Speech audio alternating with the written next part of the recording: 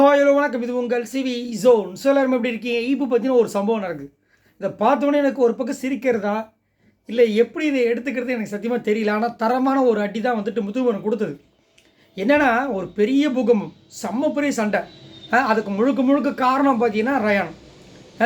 Rayon போயிட்டு ஒரு ஃபிசிக்கலாக வந்து ராணுவம் வந்து தாக்குறாரு. அது மட்டும் இல்லாமல் இவர் வந்துட்டு அந்த பாட்குள்ளே இந்த பால்லாம் இருந்த இதுக்குள்ளே வந்துட்டு ரூல்ஸ் பிரேக் பண்ணிட்டாருன்னு சொல்லிட்டு இவர் ஒரு பெரிய விஷயத்தை வச்சார். பட் கடைசியில் பார்த்தா ராணுவம் வந்துட்டு ஜெஃப்ரியை பிடிக்கிறாரு. ஜெஃப்ரியோட ராணுவம் சேர்த்து அந்த பாட்டுக்குள்ளே தள்ளி விடுறதே இந்த ரயான் தான். ஆனால் இன்னொரு இடத்துல வந்து ஜெஃப்ரி வந்து நான் தான் பிடிச்சி தள்ளி விட்டேன் ராணுவன்னு சொல்லிட்டு ஒரு விஷயம் போயிட்டுருக்கு. ஆனால் கடைசியில் வந்து இவர் ரூல் பிரேக் பண்ணார், அதனால தான் பிரச்சனையே வந்துச்சுன்ற மாதிரி கதை கட்டிட்டாங்க.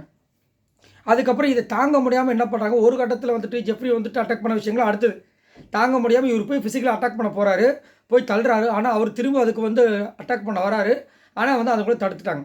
சரிங்களா? இதை வந்துட்டு தடுத்தது யார் முக்கியமாக உண்மையிலேயே அப்படி பார்த்தீங்கன்னா ஒரு சில பேர் கண்டிப்பாக சொல்லணும், முத்துக்குமரன் இந்த மாதிரி, அருண் அந்த மாதிரி. ஆனால் அருண் என்ன பண்ணிட்டார்னா இதில் வந்து இந்த சண்டைகள் வர்றதுக்கு ஒரு மூலதாரணமும் அவர் தான். ரெண்டாவது இது முன்னாடியும் பார்த்தீங்கன்னா மஞ்சரி கீழே விழுந்ததுக்கு அவர் தான் காரணம். அந்த இதை வந்து அப்படியே டோர் அப்படியே பிடிச்சி லாக் பண்ணிருப்பார்.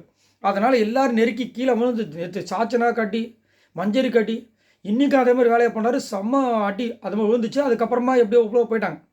இப்போ இவ்வளோ பிரச்சனை நடந்திருக்கு. இவங்க எல்லாருமே சமாதானப்படுத்தி எல்லாம் கூப்பிட்டு உள்ளே போய் உட்காந்து பேசிகிட்டு இருக்காங்க. ரயான் உள்ளே இருக்காரு, ஆனால் பக்கத்தில் உட்காந்துட்டு இருக்காரு. இப்போ முத்துக்குமரன் சொல்கிறாரு, ஏன்னா 2 பேரும் இப்படி சண்டை போட்டுக்கிறீங்களாடா?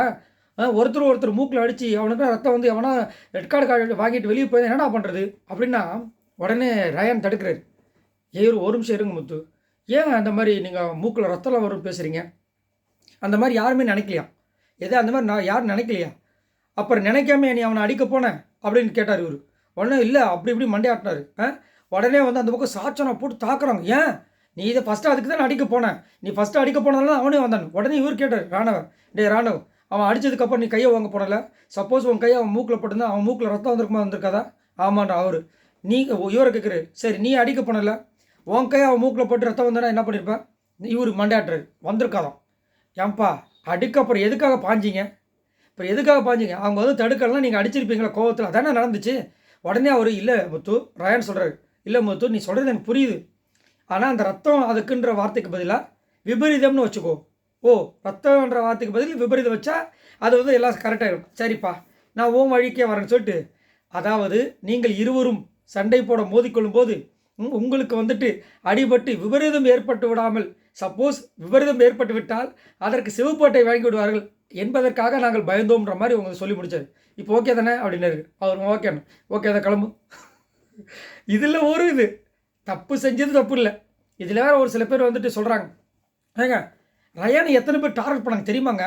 டார்கெட் பண்ணலாமான்னு கேட்குறாங்க. அதானே கேமு. ஏங்க ஒருத்தர் டார்கெட் பண்ணால் என்ன, 9 பேர் டார்கெட் பண்ணால் என்ன? ஆக மொத்தம் அங்கே வந்து பால் அந்த பொம்மை உள்ளே போகக்கூடாது. இப்போ ஜாக்லின் டீம் வந்துட்டு யாரையும் டார்கெட் பண்ணாமல் இருந்தாங்களா? ரயான் வந்து யாரையும் டார்கெட் பண்ணாமல் இருந்தாரா? ஏன் ஸ்டார்டிங் ஃபஸ்ட்டு ரவுண்டே வந்துட்டு ராணுவ பொம்மையை வந்து ரஞ்சித் சார் இருக்கும்போது ராணுவ பொம்மை பிடுங்கி சர்ஷிகா பொம்மை யார் கொடுத்தது? அப்போ அதுக்கு பேர் என்ன, டார்கெட் தானே?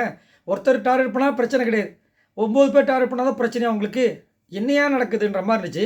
அது மட்டும் இல்லாமல் ஒரு சப்ஸ்கிரைபர் வேறு என்னுடைய பேரை சொல்லியிருந்தாங்க. ஹாய் சமீர், நல்லா இருக்கீங்களா? ஏன்னா தொடர்ந்து வீடியோவில் கமெண்ட் பண்ணிகிட்டே இருக்காங்க.